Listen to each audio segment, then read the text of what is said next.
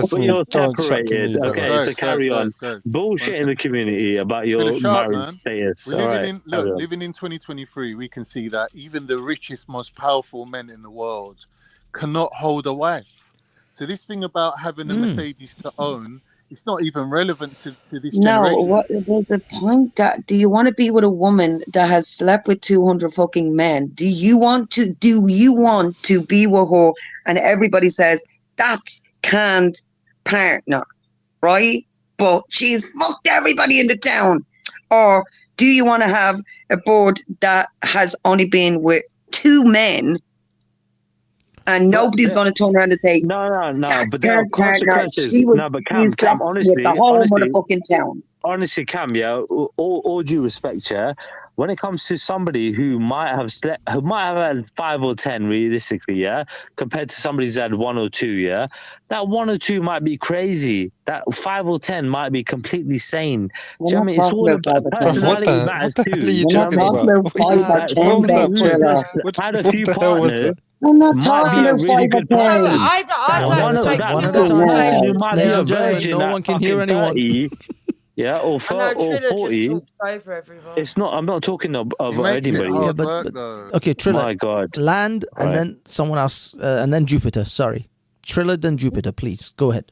All right, cool. Look, all I'm saying is that look, you could get with somebody who's had a few partners and they could be completely sane. That counts for more than somebody who's had just 1 or 2 or none. Yeah, that's insane. So, you know, personality matters. That's it. Can I Okay. answer the What? question That's from what he's a talking different about. Guys, Body Guys, count. hold One on. minute, man. Jupiter was next and then scientific. Go ahead. I know, but I So wanted to there's- address Cam's point, though. Oh, okay. Yeah, In you a can second. come after, can't. So, All right. firstly, I want to say that it seems that men and women have got different ideas of what high maintenance is. Triller, you're saying that the women that you have to spend a lot of money on to date and then get sex at the end of the night are high maintenance. Women don't see that as high maintenance. We see it as the high maintenance the other way around. So if you was to take the example of the 2 cars you were talking about, the Mercedes that's only had 2 owners, we would consider that more high maintenance because you've got to keep it in a pristine position. Whereas Yep. the other car, you've only got to keep it running. But it's Right. likely to fuck up more often because it's Mhm. got more Facts. problems with it due to usage. Okay, so it's Perfect. We're not already talking about owning it. We're talking about renting Perfect compared to answer. owning. Guys, wait. All wait. them cars had to be retained That's at the- one Cam, time. please. Wait. You've had to- Jupiter was Yeah, still in yeah. mid-sentence. Keep going. Yeah, so that's the first thing. The second thing is that you're not understanding, Triller, that Cam's right. If a real man wants to be able to walk around with a woman, okay, and know that woman is not looking at any other man. She's not thinking of running off at the first opportunity or somebody who's got a little bit more money than them that's going to go the whole mileage, be a good mother, you know, run a good home, and at the end of the day, he's going to be there for them emotionally, you know, to shore them up because they're going to be there to protect the woman. You don't understand. You don't. Hold on, Hold hold on, on. I haven't Hold on, finished, Triller. Triller. That is a proper relationship, and that's what real men want and real women want. It's not If you're that. talking Okay. about, Okay. if you're talking Let about me answer just them. sex, Let me answer them. if you're just talking about just sex, then yeah, what you 2 guys are doing suits you fine. If you never It's not ever that. envision the rest of it. Okay, Wait, Triller, okay, let me- Triller, hold 1 second because Khan wanted to say something. I know you wanted to, yeah. But look, I'm gonna 1 be real second, yeah. quick, Triller. That Jupiter, yeah. When Like it comes what you down said to to the when we're person. talking about No, renting Khan's cars and next. buying cars, Khan's yeah. I next. know you was, Triller. yeah. Okay, just But dude, give him a second. if I'm next to a sexy woman, loads of other women are gonna fucking look at that and want to be drawn to that man. Understand the You point? are You don't talking get out it. your ass. Can I just Okay, say, You are Khan. talking No, out they your ain't. ass. Guys, Khan No, is they You ain't. are is next. talking out your ass. Everyone, let me reply. Khan.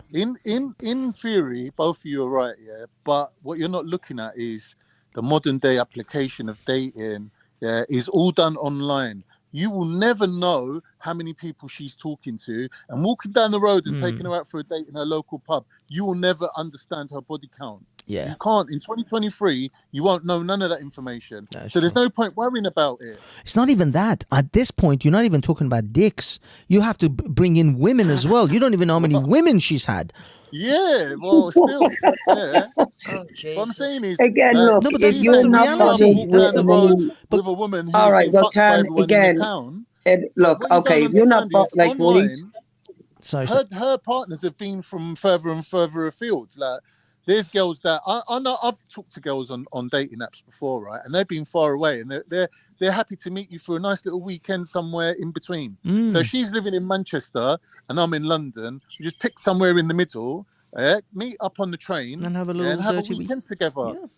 Have a little dirty weekend precisely. together. And people that's how their lifestyle is. Dude. You can never know her body count. Dude, I met a girl in Spain while I was vacationing in Spain in my hotel room. I just started going on agreed Bumble. to meet her from before? No. I was just scrolling You left met and her right on Bumble, Yeah. and then we matched up, and then we made Yeah. we arranged to meet up and hooked up. And this was in a hotel. I was on vacation. You're scrolling right See, the all thing is, day when long, you say- bro. Well, you whatever, liar. man. You know what I mean. You know, I was just swiping. Here's the thing, though, Banksy. when you say Random, things like that, totally people think random that girl. just- Oh Yeah, my but when you God. say Yeah, no, things I like get that, that, Banksy, but that is people not think gonna. that that's something like exceptional. But what they don't realise is that's actually Can people's you love don't lives. care how many our That is body the count love life is? of That's people what in you mean. 2023, and the younger Yeah. You don't generation care. are starting from that position. They're not starting Hold from on, your hold on, position Bukan. and coming over All to right. our position. The young generation All of right, girls all right. these days. I'm sorry, Listen, Carl. All right, not so listening, can don't want to hear I just want it. to say right, fuck listen. you to Don't wanna hear it. Scientific. It was not Grinder. It was Bumble, you Oh, no. bastard. Kiss my In the ass. chat with her. Oh, sorry. fucking hell. What's he scrolling Banksy No, for? I What? Fucking disagree hell. with. But I I'm not saying disagree there's with anything you, wrong with Carl. Grinder. Sorry. I think that just like there's different types of women, there's different types of men, and I think that you're the type of man, and I'm not trying to be rude, that actually isn't because looking for a wife or settling down. I know you say on Jedi sometimes that you do, but I don't think you are. I think you're quite happy being able to chuck money and get someone attractive. And Triller, when it comes to you, I would say that I would say this, that with Triller, he does. He's a You don't scumbag. understand. No, he doesn't understand the value system because he honestly thinks that other women look at him when he's got a good-looking woman on his arm and are jealous. No. Should I tell you what makes a man instantly attractive to a lot of other Overall. women? Hold on, Seeing- guys. No, Let us say it. No. Seeing a wedding ring and knowing that man's a good father and a good husband, and you Really? will see No, it women is run true. after that man 100% more Yeah. than a single man. Yeah, Seriously. I'll tell you what. Yeah, it's the same No, thing she as is a right, man. woman You looking gotta at a back man them as being away. taken. No, It's no different Triller. from seeing a man being taken. Yeah. It's the same thing. So I could put a ring on my fucking wedding finger, no issue. Fact is, so you're saying that women are more attracted to men that are taken, and that's my point. If I've He's got true. women, He's right. if I've got a Pre-selection. sexy woman, especially, women are more interested. Yeah, you no, he- literally made my point. Yeah, no, Thank you. he is right. Pre-selection is a big thing. If women know that you're with other women and you have lots of other women around you, you get more women. It's fact. And the wedding ring thing. No I wonder know he men stays who on are zero, single who because put when wedding you're on rings zero, on. it's hard to get off zero. Sorry. No wonder his body count is still zero because he's always been on zero. So you can't get the experience without getting. No, you see, Triller, you see, Catch-22, mate. scientific. What you don't actually realize is that you can actually hire an escort to take you to go for you to go And out it still to hasn't worked. to look like you have lots of women. Scientific. And it still hasn't worked That's for called him. Scientific's wife. He's the anti. She's the biggest escort in the London. Fucking hell, dude. Just so we know. Triller, chill, man. What the fuck? Boring. What are you that's doing brilliant. there? People's wives into What are this you shit. doing Anyway, there, let me Dr. address- Oh, let come me on. address He's this. so I mean, jealous how of do you my think wife. scientific Wishes he method could makes be a my living? wife. That's why he Triller. keeps He on hires about his wife out. He's a Triller. pimp. Guys, You know what I mean? Bro, Geezer's you wife, sound like man. you want to Allow swap it, man. places with her. Listen, Look- what Jupiter's saying about No, me no, not, she's not being happy with anyway. like a wifey relationship. I'm saying that in 2023, women are not offering you to wife them and own them and have them as your own wife. They're not. It's not on the table. If a woman's No, telling they're you not, that, not the ones that if a you're woman's looking telling at. you that, 1 minute, can I just land it? Not the If ones a you're woman's looking telling you at. that, No, but she's Cam- lying to you. She's secretly still keeping her options open. And that is the type of I- woman. I- I Cam. disagree, Khan.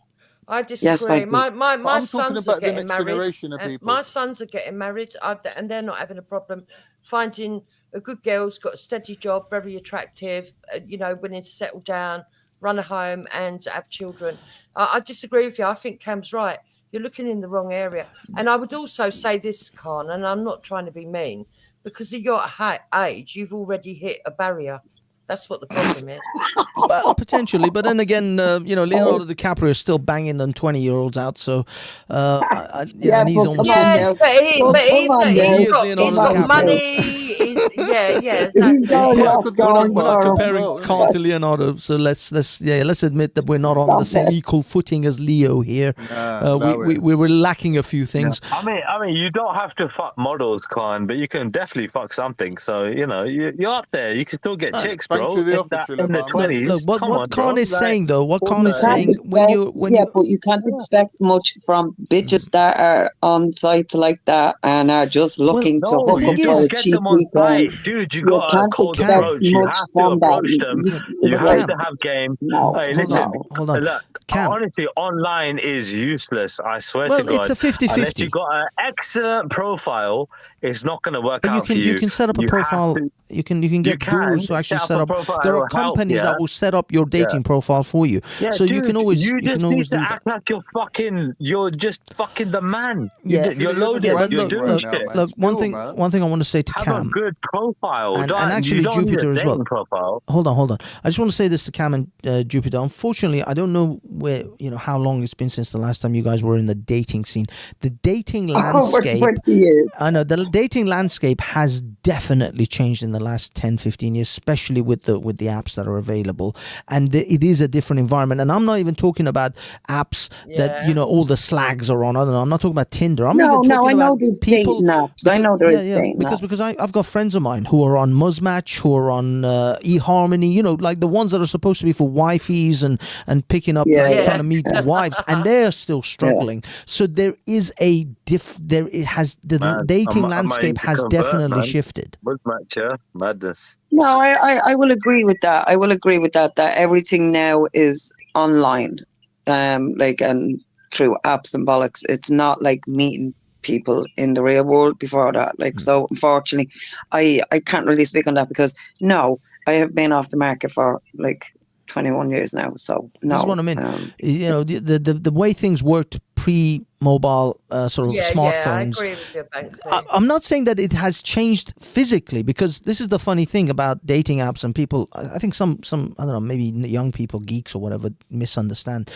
Once you actually meet someone on the app and you arrange to meet, when you physically meet, that's all exactly as it was 20, 30 years ago. That doesn't change. The physical interactions and the way you have to, hold your frame and be the man that you should be doesn't change once you physically meet someone. The only thing the app does for you is it filters out all the ones that are not interested in you.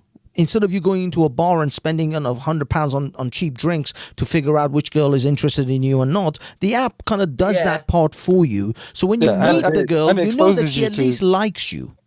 And it exposes you to but for thousands these of options women- that you would never bump into. No, That as for- well, for yeah, the women, exactly. For the women, No, I the can see women that. are I can see literally that. all generally a lot of women, they don't like the apps, especially of a certain age, right? Because all the guys just want to have a good time. That's it. Yeah, they want to fling. That's it. They don't want a serious relationship. There's This is why a lot of different women apps for go different back to types their of exes. Yeah, A lot of yeah. women, It's not true. It's not they true.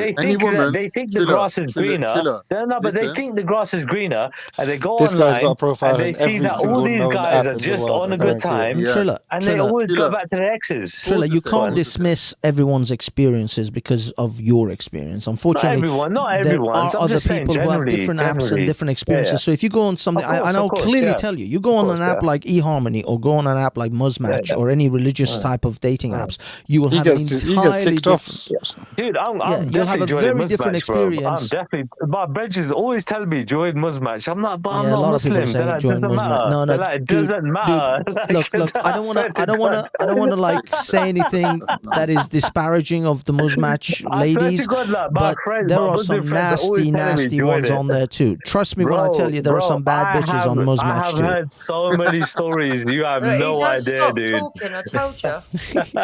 No, but I just Trilla, want to say to Triller, I'll be straight no with matter you. where you, Not all of them on no matter where Muzzmatch are you met a virgin. woman or how you've met Bro. a woman, right? Any relationship is based on the Dude, fact you don't that want to that know woman. about the virgin stories. Hold on, I'm telling you now, hold on. bro. Khan's talking. Triller. Dude, Khan's in mid sentence here. Triller, are you there? Earth to Triller. Yeah, he's Any with us. relationship, Yeah, no matter yeah. where you met the woman, no matter how you managed to get her to fuck you, the relationship is based on her thinking, I want to make him my man. right? And it doesn't matter how you met her. It doesn't matter where you met her. It doesn't Bro, matter you know how many men how she was many fucking. chicks Hold on on, hold Muzmatch on, just hold want on. to Let him fling? She let could him have been finish. Let him having a finish. turnover of 10 dicks a day every day, Monday to Friday, right? If she decides she wants you, that's all that it is. That's all that matters, right? She will make you her man. That is it.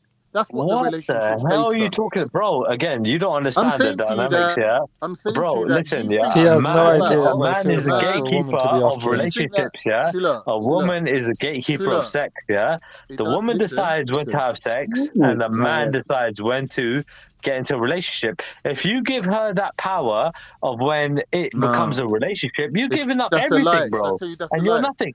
Do you know It why that's a really? lie? Okay, fair Because enough. there is Okay, no okay, relationship on the fine. table. Okay. There is no So relationship being you offered. decide when to have Women sex, are then, yeah? not. Okay, Listen, women are fine. working. They've got their own Yeah. jobs. They've got their own houses. They're bringing up their own kids. They don't give a Uh huh. fuck about you, bro. Uh huh. Like, there's nothing you So can again, leverage a about a woman is the relationship. gatekeeper of There sex, is and a no man is the leverage, bro. She gatekeeper either of wants you, relationships. Chilla. Yeah. Listen, Yeah. she either wants you or she don't. That's it. Right. Right. She's got Again, so everything. she's She's gonna got a try and car test you, outside. no? She's got a Yeah. holiday booked, a villa in Spain. Yeah. She's Yeah. going with her mate, right? Yeah. She's got a Yeah. whole life planned. Right. There's So no she's not gonna relationship you test can you out. leverage. Right. So she's not gonna test you out. She's not gonna There's try and no, What test do you you. listen, mean? all What this do you red mean? What kind of pill, test are you the talking about? man's in charge As of the in go out with relationship you and sleep with you. bullshit ain't real, bro. Chicks have got Dude, their own Oh, you jobs, their don't own money. understand, dude. Honestly, Listen to dude, me. let Chilla, me give you slow some. up. Let me give you some I'm player mid-flow, advice, yeah. bro. All right, let me give you. I'm not a player, but I let thought me you give you said you some weren't a player player. advice, yeah. Didn't you say It's you just was not a player? I'm not. with But him, I'll bro. give you It's some just like game in it, a yeah. I'll give you one-point some game, bro. Yeah, perspective. bro. Let me tell you something, bro. Yeah, you have to make it happen. You have to create the No, environment and no, create the situation no. in which, yeah, you can I sleep ain't with a woman. chasing no You one, bro. understand? No, I ain't you're not chasing no chasing. one. You're not Listen, chasing. any You're just relationship I've creating been the in, environment in which Chilla, it Chilla, happens. that That's it. you cannot listen. You got I to know do you that. think you can suss out women Yeah, 100%, but you can't, dude. bro. Oh There's Lord, women that will fall in I love with you for no can't reason. seduce every For woman. I no know that. fucking I reason. They'll don't just want fall in every love with woman. you. I'm just Ladies, saying, dude. I'm not saying that. All I'm saying is, yeah, that if you want a woman, you like her, you're interested in her, yeah, you have to create a scenario where things can happen. That's it. okay, ladies and You gentlemen, Explain sound to like me a ladies what and you gentlemen, mean G7, by that. bruv. I do apologize, but it is approaching 4 a.m. and I don't know about you guys, but I have shit to do. No, it's been great, So man. It's been I need, fantastic. I'm I off need anyway. to sleep. Big up, man. Banksy needs to hit those brothels before they last orders. Yeah. Trilla's leftovers. Fucking hell. Oh, Oh shit! oh. Oh shit! Two No, from that's Triller, what in, yeah. Trilla's leftovers from Hey, Greider. don't hate, yeah. Just Sloppy gonna jump to seconds. Wendy's the other Yeah. day. Fucking Okay, hell. okay, Fucking guys, mad I'm going to start with scientific. I'm going to move across, Triller, Khan, Jupiter, Cam, and then we just 1 minute a piece. Say your final thing, and then I gotta fucking go to sleep. Can we go the Well, other way around? me first, yeah. All right, No, cool. I'll say, scientific. Go. yeah, me. All right, wicked. All I say is this: when I chat to certain people online, I've become very, very grateful for the fact of having a decent, solid relationship in my life and not being a useless bum that's floating around doing nothing with my life. We don't know That's that. what I Hey, mean. no We don't know interruptions. if you are. I genuinely never used to appreciate it as much as I should. But right now, when I say this and hear this from so many people struggling out there, and I'm not saying they're bad people or it's their fault, the world is, then the game has moved on, the dating game. I'm just saying personally, I'm so glad I don't have to deal with none of this nonsense. I'm really happy in my life, in my marriage, in my relationship, in my family, and I get to appreciate it all the more when I hear what it's like for certain other people. But yeah, big up Banksy, peace to everyone, nice chat, good laugh. Big up, love. big up, scientific. Thank you. Okay, Trills, you got 60 seconds. Go. Okay, you could have unmuted me after you muted me. You can't. But yeah, anyway, so Scientific Method is probably one of the last people that was allowed to have married to, get married to somebody younger than him by a substantial amount of years. But anyway, to put it politely. But yeah, science, when it comes down to making it work, I mean, locking them in a basement or a bedroom for the rest of their life isn't making it work. So, but that's your method of doing things. That's up to you, mate. But yeah, I think the law disagrees with that. When it comes down to fucking everything else, I mean, come on, man, people, man. Life is short. make the most of your lives. Yeah, you don't know if you're going to die tomorrow, die today, or in the next year or two. Yeah, so make the most of your lives and enjoy yourselves and just appreciate the time that you have. Every single day matters. Time's up, my man. Yeah. Have a good one. Cheers. Go ahead, Mr. Khan. Okay, so I've had a great time. We've had a great conversation. We talked about everything. We put the world to rights. But there's one point I want to draw home, which is about substance abuse. Now, as we can see, we're all people from different backgrounds, different ages, different understandings. But there's one person who stands out like a sore thumb, who's a laughing stock, and everyone basically treats him like the village idiot. So my advice is, the journey of 1,000 miles starts with a single step. Do not take that single step. Abstain. Don't take balloons. Don't take gas. All these things that these people dabble in with, these new drugs, these new weird shits that they're taking. Just avoid it, because you're going to end up like Triller, and it's not worth it. So I'm saying it's not worth it. Have some respect for yourself. Don't be a druggie. Don't be a Triller. Okay, thank you. You still have 7 seconds, but I guess you're done. Okay, I'm done. Thank you, Khan. Go ahead, Thank you, Jupiter. brother. No worries. Have a good night, mate. Go ahead. Yeah, I just Juice. want to say thank you, Banksy. I know you want to get off to sleep, so I'll be short and sweet. Yeah, I agree with everything that Scientific said, and I really do think that we do need more women to sort of stand together and form a kind of a different feminist stand, because we have got to fight back with this Islamic sort of like tentacles coming into our country. I do believe that. So, night. Okay, thank you so much, Jupiter. Give my best to Hector as well and the family. Merry Christmas to you I all. will do.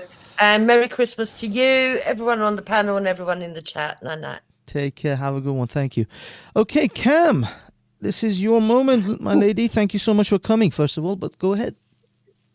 Well, thanks for having me on the panel. I was asleep for a majority of the conversation. I do apologise, and then I jumped on.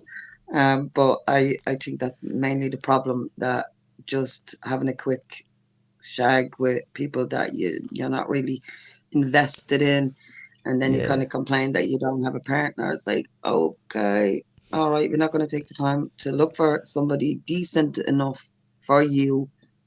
Well, then that is what you get. You can't complain when that's what you get. And me personally, I don't want prozzies being legalized.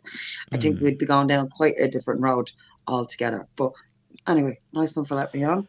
Have a good Christmas, Banksy. Thank you. Thank you. Merry Christmas to you too, my dear. I hope everyone in yours and your family are doing well, and have a wonderful, wonderful Christmas. Thank you for coming on. And I appreciate it. Take care. Good night. You too. Bye-bye. Okay, guys and girls, we do have someone that I didn't notice that was on earlier on, called Mucker North. I'm going to allow Mucker 1 minute because I am literally packing this up. So I'm sorry, Mucker, that I didn't see you earlier in the back end, but I couldn't let you on anyway because we didn't have enough room. But go ahead. Let's bring Mucker on I first. appreciate you letting me on, Banksy. Honestly, I really No do, worries, fella. mate. But what I would like to say, there were a massive elephant in the room in that last 30 minutes of conversation. More so coming out of Triller's mouth than anyone, and a little bit of yours. Listen, I'm not a prudish, but was she not mind raped tonight when Triller's talking about virgins, etc., and all the rest of the sexual talk mostly come out? Were you not mind raped tonight? Thank you, Banksy. I didn't need the 60-second fella. I might jump on, though. Fucking lying whore. I'm sorry.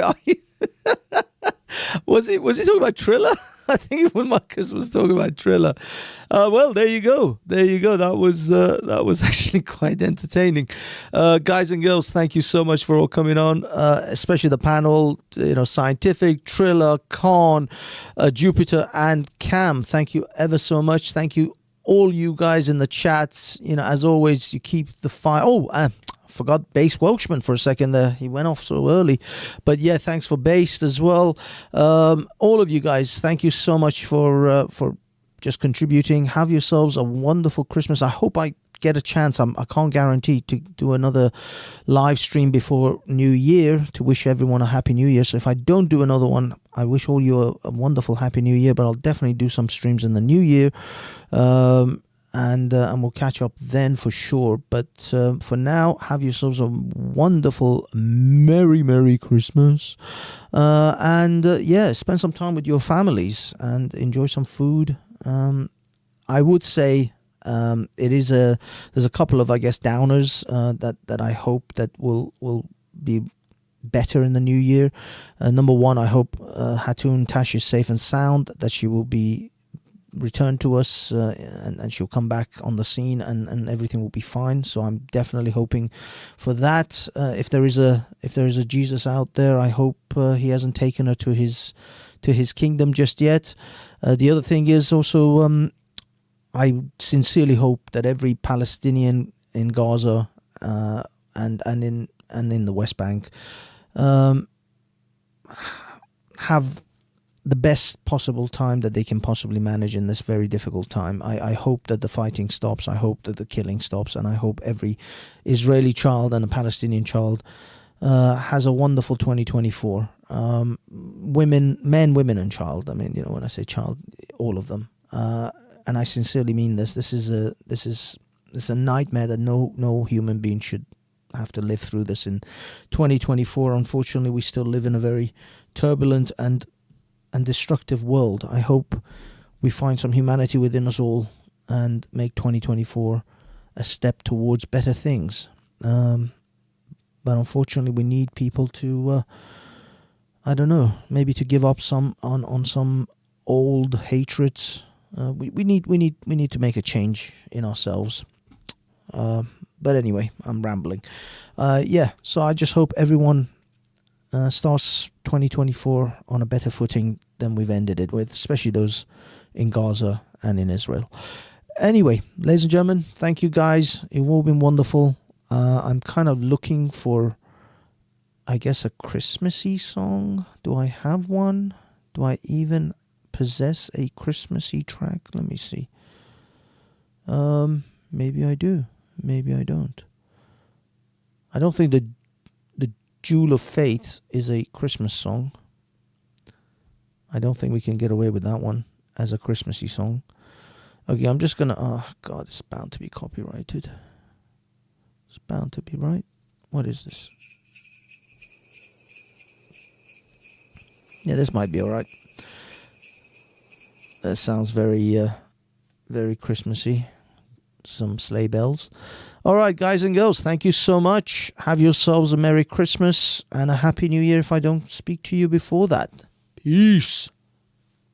Ciao.